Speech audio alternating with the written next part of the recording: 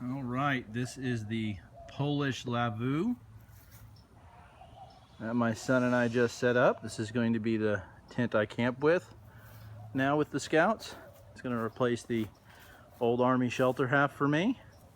It's big enough for 2 people. Ricky, lay down inside there. Lay down inside.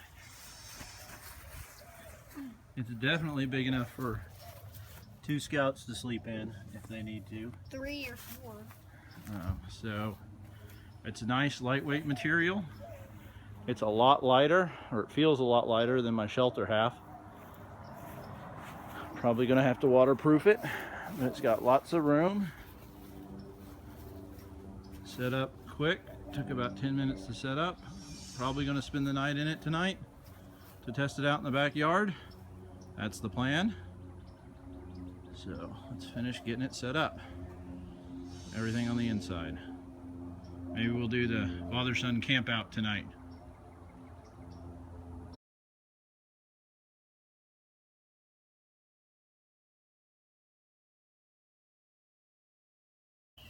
What's that, Brandon? What's that over there?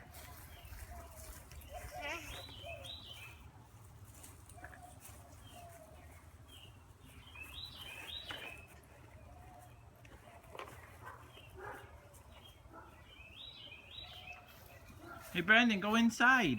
Go in. You were going inside. Yeah. Yeah. Yeah. Yeah. Yeah. Yay!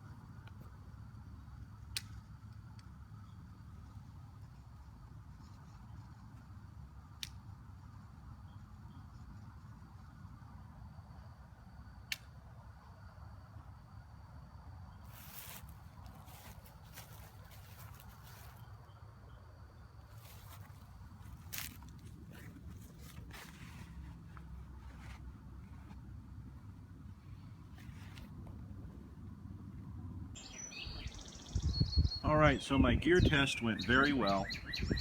You know, anytime you get a new piece of gear, you like to test it out. I would rather not test it out in the woods. So I did backyard camping last night. It kept me nice and warm. I really enjoy this Lavvu, the Polish Lavvu. So I'm gonna play with, you know, how does it get set up? What are the proper setups for it? But pretty straightforward. Buttons in the front. It's staked out on the sides, and it has a pole in the middle. I got a little bit of breeze through these, and I may have had it inside out. I mean, I think I set the thing up inside out, but you know, first time.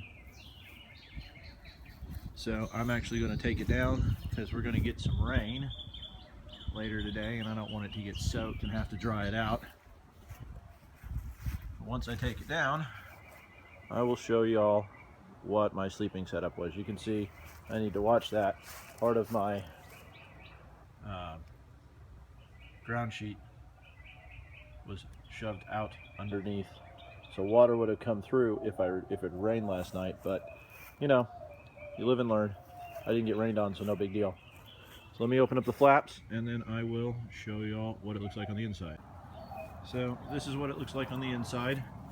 I've got the top couple of buttons buttoned here, and that still leaves plenty of room to get in and out. And what's nice is if you pull up just the one stake, you can have a lot of room in there.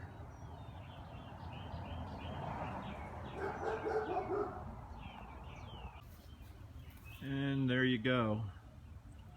That is a bunch of room, and I like the one ridge pole instead of the old Army shelter halves. There's a lot more headroom in this.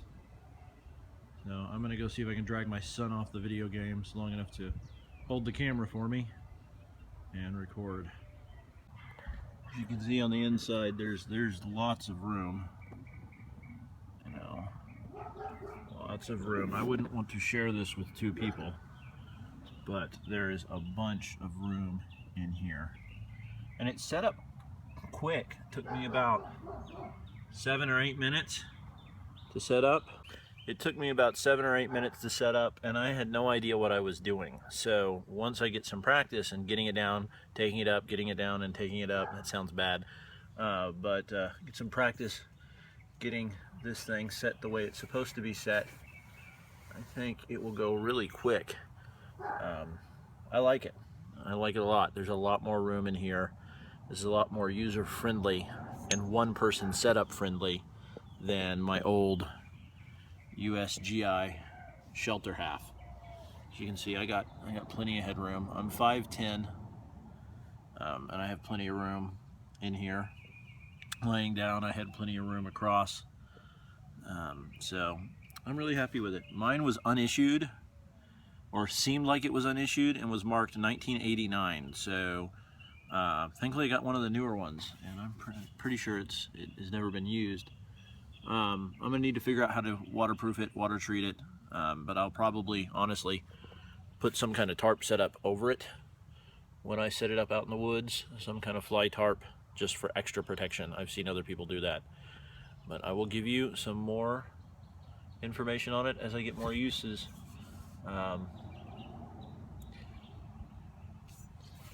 It buttons here. You might be able to see there are buttons, and you can come back and button them over. I did a quick setup last night just to make sure it wasn't moldy, wasn't rusty when it came in. The guys did a great job. I will put a link to the website where I got it because I don't remember off the top of my head. It was from an Etsy page, and it was about $20 or $25 cheaper than what I've seen anywhere else, being that I had to pay shipping, and here in the US nobody's carrying these, so I had to pay the international shipping rates, and I think it was $35 US for the Lavvu set and $30 shipping, so I paid almost as much shipping as I did for the material. But the closest thing I've ever been able to find is the Tintsmith's Pathfinder tarp setup, and that's like $400. So I figure at 65 bucks, that's a lot cheaper for me to see if I like this style before I invest a ton of money in something else, which I don't have right now anyway.